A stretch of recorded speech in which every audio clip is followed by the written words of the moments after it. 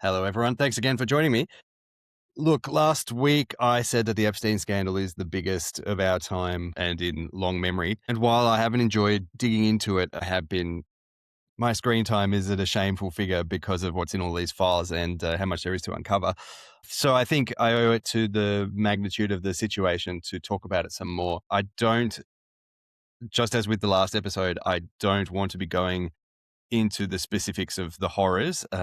As I have said, there's plenty of places that cover off that stuff, and it's not my domain expertise. There are people better to speak to the nature of that evidence and what it all means.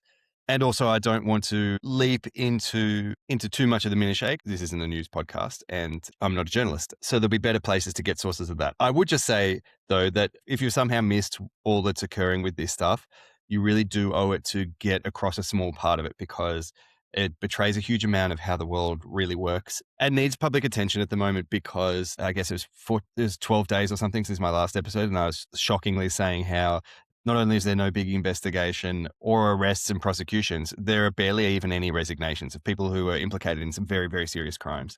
So, don't join the temptation to put it in the too big basket or complicated or horrible. There are ways in which you can navigate it without having to come across the horrible, explicit stuff, but it is also in there, so be careful.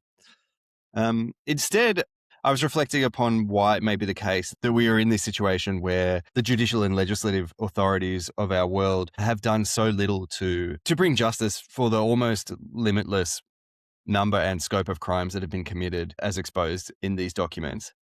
And not just the documents, but also the world that it gives that flashbulb moment of, which goes seemingly way too uninterrogated, and as a result gets more brazen in its confidence to go way too far with certain types of horrible crimes.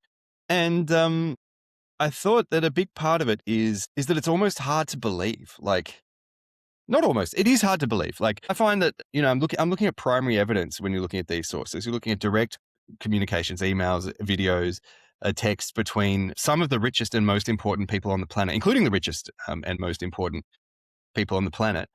And even still, your mind slides off of the information to want it to mean something else in aggregate. It's really interesting. It's a known phenomenon, the cognitive dissonance, where you have a worldview, you see the world as being a certain way, and then when you get information that conflicts with that, it's often safer just to correct to your worldview being right and disregard the information. And I find I'm doing it all the time. Like, the scale and implication of so many of these crimes is so large that it's kind of like a Holocaust denial or something. Like, you look at it and you're like, well, that can't be true. There's no way that this many people would be doing that type of horrible thing knowingly without, and if they did, there'd be consequences, and, they wouldn't have gotten away with it for so long. And so today I wanted to kind of unpack that dissonance a bit by offering some historical context for the foundations of the types of thinking that you need to be comfortable with to understand what's happening here, in my opinion. And so if the question is historical abuses of power, there's kind of limitless materials, and we've only got a certain amount of time in these podcasts. So I'm not delving into everything. I'm not pretending to offer an exhaustive account of abuses of power or bad faith or crime or whatever. But instead, I'm just offering a few pillars of just a few historical examples that directly tie to the world that is being exposed by the Epstein papers. And I hope that if these are new concepts to you, I hope that they're shocking if they're new for you, because they are. These are known deeds that are kind of well outside the historical narrative of how most of us understand the world, and how it's presented to most of us. But also, I hope that it provides a kind of underpinning to see, oh, right, well, this stuff has gone on in the past. In that case, it's probably the world that we're unpacking through the Epstein papers is an exception. It's probably rule. And because I think that better positions us to understand, well, what do we need to do for building a more robust future where we can minimize and hopefully eradicate certainly the worst of this type of stuff. But even if that isn't achievable, at least having that as a destination point is only going to be beneficial to all of us, except for the worst psychos who will do anything to abuse power for their own ends, which, I think it's a fair premise to say that we should set up our societies as best as possible to mitigate against the excesses of that phenomenon. All right, I hope you're on board for the journey. Before we do start, thank you so much to my Patreon patrons. I want to give a special shout out to my new patrons, Lucy Chalmers and Rory Humes. Welcome aboard. This episode is for you. Thanks so much. If you want to be cool like those guys, jump on to patreon.com/Endrey, where you get to have a say on the episode topics that we make and also some extra content. And on exactly that, I should say that I've got a bonus episode coming out this week where I go through some of the Epstein files that are not as explosive, but are still very interesting. So they've probably flown under the radar, but they still show some quirky, alarming, curious, gossipy fun. Maybe fun isn't the word for you, but they're very revealing. So fun is the word for me. Anyway, let's get into the episode.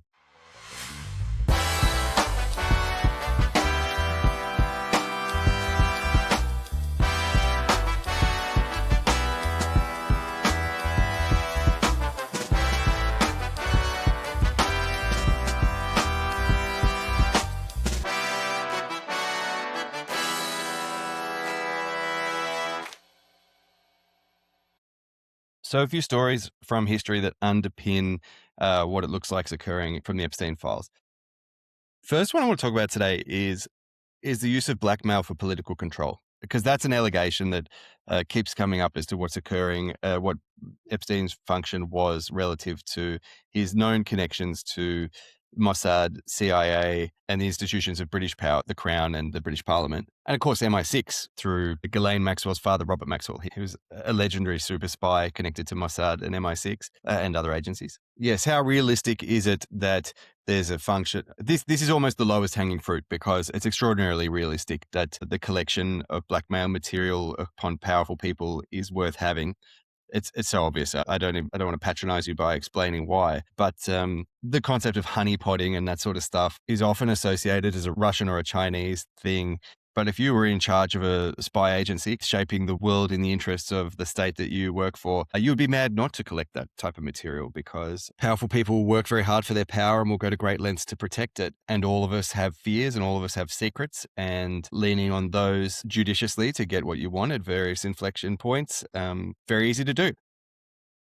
And someone I'm going to be talking about a little bit today, J. Edgar Hoover. He was the head of the FBI between 1924 and for 50 years or something, which is an incredible achievement. Almost hard to imagine someone concentrating that much power for so long as compatible with with modern democracies. He famously had a big blackmail file with footage of celebrities and other powerful people, having sex, having affairs, committing homosexual acts, which were in that period more threatening to one's career than in many instances now. And so it's perfectly plausible that having that kind of compromise on a bevy of the world's leaders is something that you would want to have now. And Epstein seemingly had all sorts of areas in his apartment, in his island, in his ranch, totally wired up with cameras, and all the debauchery that was occurring is a great way to get compromise on all the powerful people that he rubbed shoulders with. And you don't necessarily need to lean on that to get a benefit, even just the social tie and the unspoken nod and wink of knowing that you have that stuff together binds you in a way where you're going to have a different loyalty to each other than you would to the institutions and people to whom you may otherwise ostensibly be connected. Say, for example, the royal family.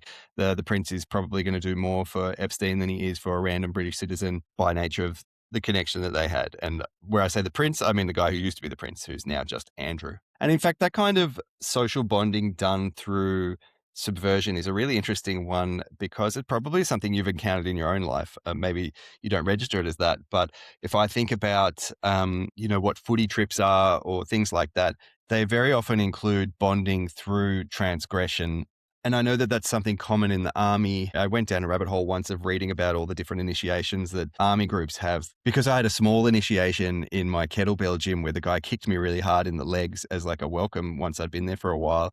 And I was shocked at how much I loved it. It was really weird. It was like my hindbrain was like, yes, I'm welcome. I'm part of the group.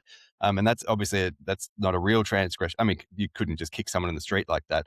But, the transgressions that happen on footy trips or in the army where there are initiations to bring you into the group that involve committing more serious crimes. And seemingly that was what was occurring with the SAS. This is I'm saying allegedly because I'm only going from what I've read, but the charges that were brought to bear against the Australian SAS in Afghanistan involved initiation rites that demanded murder from their members. And so there is something in being bound to other people in a secret way by committing subversive acts. So that's something you see everywhere, and therefore it's perfectly plausible that's what's occurring That's what's been occurring with Jeffrey Epstein and his cavalcade of what looked to be very serious sex crimes amongst very senior people.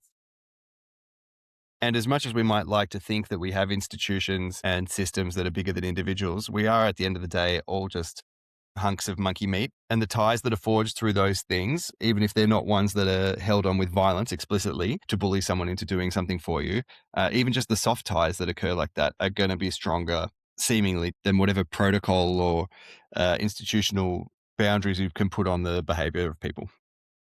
Another element that I think initially comes up as a red flag of disbelief is the idea that such bad people would be in charge of things, or that such bad people would have social acceptance to get a license to operate across big spheres like the royal family, the office of the president, CEO of the largest companies, all of these things. These are very public people, public and rewarded and accepted peoples in many ways.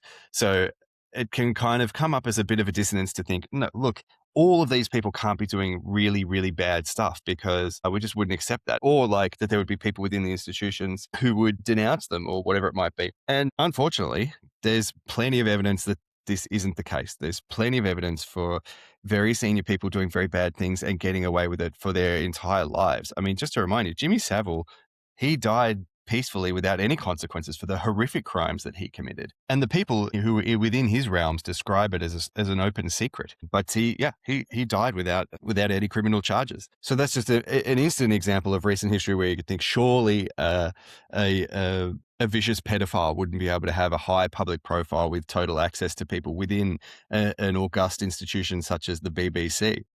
Wrong. That's exactly what happened. And so the hard thing with the Epstein files is that you're seeing person after person, you're seeing name after name of people that you have known for decades in many instances, and known for their professional realm, or even known them for their personal representation in the public sphere. And it's hard to square that with, oh, this person is also an extreme sex monster, or this person is also extremely corrupt, or this person who I know in the public sphere, all they talk about is the importance of good processes and probity. They're corrupted for anything, for shoes. Like that's literally the example in one of the cases that I go into in the Patreon episode this week. I guess it's oddly relatable to think, okay, if there's someone in your own friendship circles, if there's somebody who's liked, say Epstein and all of his friends were really close and then just a couple of them were doing horrible sex crimes, then I guess it's like a human thing to understand why friends would want to help each other or cover up for each other. But actually, in the machinations of statecraft and power, it's almost limitless the degree to which foul play will be tolerated if there's some utility served by the foul player. And so, example I want to give is Alan Dulles, who went on to be the director of the CIA. Before the CIA existed during World War II, he was part of a military intelligence office. He was the head of the European branch, obviously a huge responsibility at that time. And he built a network that involved the worst criminals from the National Socialist German state. Some of it was for business purposes and some of it was for US statecraft purposes. And if you haven't heard this before, I hope it's shocking to hear, because you would think that after World War II, a war in which American citizens are fighting and dying, while that's coming to a close, Alan Dulles' focus is on getting out the SS generals that he's friends with so they can be safely evacuated to not face consequences. So he's getting them struck from the trials at Nuremberg. He's getting them free from being captured by the Soviets or the British and getting them to America. There's a very famous FBI operation, Operation Paperclip, where they try and get all the leading Nazi scientists back to the US, and that underpins their space program and various other things. But I think most people would find it surprising that senior US officials would be, during the war and shortly after the war, seeking to make sure that senior Nazi figures involved in the Holocaust, explicitly with clear evidence, would be working together to not only avoid any criminal culpability, but to then be setting up the architecture of the subsequent German state. But that's exactly what happened. Particularly notable, Adolf Heusinger, who was briefly the chief of army general staff, so very senior Nazi general. He was just 15 years after the end of World War II, he finds himself as the chairman of the NATO Military Committee. So what I'm saying by connecting this stuff is that you can't expect that there's a limit to which quote unquote bad people or even sort of enemies of the state won't be happily utilized to achieve whatever the goals of the current people who hold power are. And there's kind of no limit to that. I mean, another famous example was Ronald Rumsfeld, He described Saddam Hussein, who was obviously public enemy number one for the US in the 2000s. They literally caught and killed him. But he was described in the 80s by Ronald Rumsfeld as, he's a bastard, but he's our bastard. That kind of sums up the degree of moralizing that there is room to be done, which I hope it raises a little flag of attention next time you do hear leaders moralizing about why someone is bad, because what this happiness to put enemies or bad faith actors into senior places, as long as it serves a utility, means is that when there is moralizing, it's almost always done as a weapon to gain public support for something or to justify something rather than to enforce justice or to ensure some sort of moral order. Like those things are wielded cynically as tools to get the outcomes of power rather than some sort of higher order of fairness and justice, or rights. Those things, sadly, are pretty thin veneer that are almost always secondary to the considerations of what it takes to gain and to expand power for those who pursue it. All of which is to say, in the context of the Epstein release, don't assume that people who are presenting in public as really good aren't capable of any of the horrors, and don't assume that because those horrors are the types of things that would see someone excluded in your own social circles, that doesn't mean that they won't be protected to the highest degree by those institutions whose motivations are the ascertaining and retention of power, such as political officers and financial organizations, etc. Touched upon this one earlier, but also the idea of collusion across enemy lines or supposedly enemy lines. So that kind of comes up where you've got Alan Dulles working with Nazis. You don't expect US military intelligence to be working during the war with Nazis to achieve certain goals, and they were often financial ones for Alan. But that stuff is absolutely also the norm. And so we see here, it can be confusing because we see with Epstein and Network where we've got Steve Bannon, he's very close to Epstein. Steve Bannon, the famous right-wing ideologue, blowhard. And then at the same time, Epstein has Noam Chomsky, famous leader of the left, describing him as his best friend, or his wife does, but he says, you are our best friend. And that stuff can seem incompatible, but there's so much evidence across history of elite classes operating across all sorts of lines in ways that have much more in common with each other than with the people that are supposedly on their side or the people that they're ostensibly working for. I mean, I talk about this in the Ukraine-Russia war, where the people who are facing off against each other in the trenches have far more in common with each other down to almost every level than they do with their own leaders who are sending them off to die and kill. It's a famous observation that's true to all wars, but a really interesting historical one to look at is World War I, where we get this idea that this is a great eruption of nationalities and great incompatible nations within Europe fighting each other, and they're all fighting for a place in the sun, and they couldn't all exist, and everyone was so rabid about, I'm French, I'm German, I'm Russian, or whatever. Turns out like that stuff is all massively overblown. But not just that, the literal leaders of these places at that time, not only similar in stature or friendly with each other, they're the literal family. Like the King of England, the Kaiser of Germany, and the Tsar of Russia are all cousins, direct cousins in this. I think they share Queen Victoria as a grandmother. And you get in this war in which tens of millions of people are ground up for nothing, you get letters between Kaiser Wilhelm and Tsar Nicholas II, where they're calling each other Cousin Willie, and just ahead of the war, they're talking to each other on intimate familial terms. So this kind of collusion, or it doesn't even have to be explicit like sinister collusion, but just the connection across lines that seem to be foreign and hostile is not surprising or new. And so consequently, is it plausible that Donald Trump would be close to Epstein and that the Clintons would also be close to Epstein? Yes. It's not only plausible, it's likely in a way that it would be an absolute exception to not have those kind of cross-party connections. And consequently, all the social scandal and bonding and all of the things that may come with that, perfectly natural, as surprising as they may be to read in the specifics. Another element of outrage when reading this stuff, at least I've found, when I'm reading them, my brain keeps sliding to, well, surely there must be some more context for these files, because if you're an FBI officer and you get into that work to help people or to prosecute criminals or whatever, and then you're reading firsthand evidence of astonishing crimes, and there have been big investigations going into those crimes, the brain slides into thinking, well, it can't be true that this is what's occurring because these institutions exist to prevent that.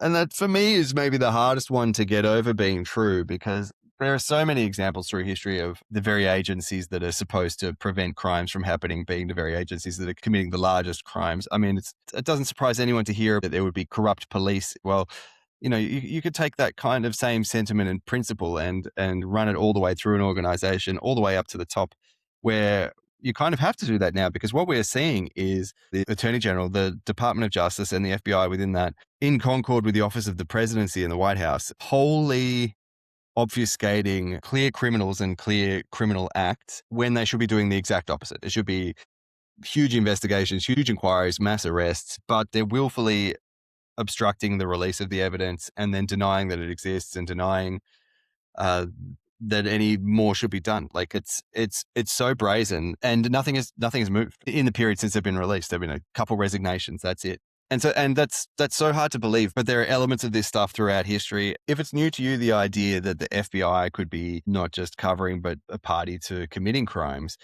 I want to read to you a letter that was sent as part of a blackmail package to Martin Luther King in 1964. So for context, this is 4 years before he was assassinated. And obviously, he's the leader of African-American civil rights, which is upending a lot of the social order. And protecting social order is the type of thing that if you are the head of the FBI, as J. Edgar Hoover was still at this point, you see as part of your remit of operations. You want to quash that out pretty quick. And much as you could see today, well, it would be a huge threat if we saw that all of our leaders were simultaneously committing horrible crimes without any accountability. That would disrupt the social order. Well, if you think a social order is something to protect, maybe there are great lengths that you would go to do that, including committing crimes yourself. And so this blackmail package, I don't want to do a disservice. I'm going to read it out in full to you. It's not too long.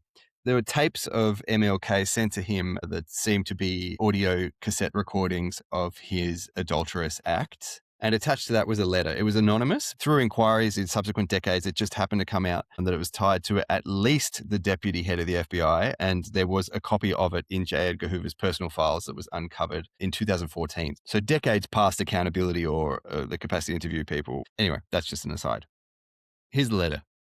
King, in view of your low-grade, abnormal personal behavior, I will not dignify your name with either a Mr. or a Reverend or a Doctor.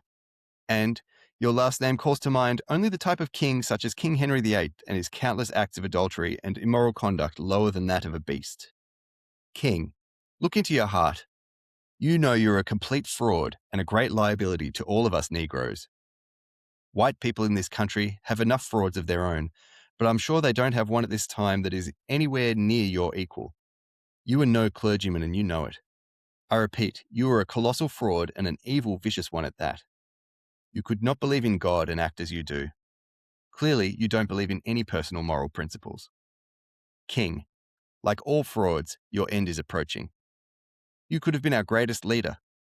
You, even at an early age, have turned out to be not a leader, but a dissolute, abnormal, moral imbecile. We will now have to depend on our older leaders, like Wilkins, a man of character, and thank God we have others like him. But you are done. Your honorary, in inverted commas, degrees, your Nobel Prize, what a grim farce, and other awards will not save you. King, I repeat, you are done. No person can overcome facts, not even a fraud like yourself. Lend your sexually psychotic ear to the enclosure. You will find yourself and, in all your dirt, filth, evil, and moronic talk exposed on the record for all time. I repeat, no person can argue successfully against facts. You're finished. You'll find on the record for all time your filthy, dirty, evil companions, male and females giving expression to you with your hideous abnormalities, and some of them to pretend to be ministers of the gospel. Satan could not do more. What incredible evilness. It is all there on the record, your sexual orgies. Listen to yourself, you filthy, abnormal animal. You are on the record. You've been on the record. All your adulterous acts, your sexual orgies extending far into the past. This one is but a tiny sample. You will understand this. Yes, from your various evil playmates on the East Coast to, redacted, and others on the West Coast and outside the country, you are on the record. King, you are done. The American public, the church organizations that have been helping, Protestant, Catholics, and Jews, will know you for what you are, an evil, abnormal beast. So will others who have backed you. You are done. King, there is only one thing left for you to do. You know what it is. You have just 34 days in which to do. This exact number has been selected for a specific reason. It has definite practical significance. You are done. There's but one way out for you. Better take it before your filthy, abnormal, fraudulent self is bared to the nation. So Martin Luther King, pretty strong character. He took this as inducement to commit suicide. So it's known as the FBI King's suicide letter. Obviously, he didn't do that, but was subsequently assassinated in circumstances that for sure deserve a second look. And so that's just a little insight into if that's what the senior leadership of the FBI was capable of doing in the face of the civil rights movement, well, what are leaders of similar organizations going to do in response to a large network of severe criminality at the most powerful levels of society? Like, it's there when you think of it in those contexts, you're like, oh, well, it would be utterly unsurprising that there would be efforts from senior figures in those agencies to cover up for or to act with particular depth to achieve a particular power. This is such an interesting topic to me, so I am sorry to have to cap it at anything when there's almost limitless examples that are all interesting. But I guess the umbrella that sort of covers it all that's worth discussing is that we throw around the word psychopath, sociopath, evil, and all those sorts of things. But just as a more neutral assessment, it appears that there's some 2% of the population, 2 to 5%, that are wired totally differently to the remaining 95, 98%. And they attract these labels. They're amongst us. They're friends and colleagues and whatever. And there's nothing necessarily sinister about that attribution. What it is at the core is people who have a different framework in how they navigate the world. They're wired differently in their emotional incentives and consequently have different interests and different modes of operation. And if they're high functioning and extremely motivated by particular things, say, for example, if you've got someone who's, IQ 130 plus and they're extremely motivated from being robbed of power early in their life and they want to make sure that never happens again or whatever, like they're going to do things and operate in ways that are functionally alien to the rest of us. We can't relate to them, but through seeing them and reading about them and understanding that people do act like that, we can learn that that's what occurs. And that gap is just as alien as it is for them to think that, oh, why would I not get something that I want, even if it hurts somebody else? Like, that doesn't make any sense. So, like, it's an interesting topic that there are these psychos and sociopaths, and I'd like to talk to an expert about it at some point, or at least somebody who's read about it a lot more than me, because it does seem to define so many of our social dynamics that are compelling to look at and really important to understand, because it means that you can't just sort of set up a system and hope that no one will exploit it, because in every system there will be a small percentage of people who will be extremely motivated to exploit it in a way that you can't understand, and the system itself is a test for that constantly. And I think that that's kind of what we're having exposed here at the moment, but I could only speculate.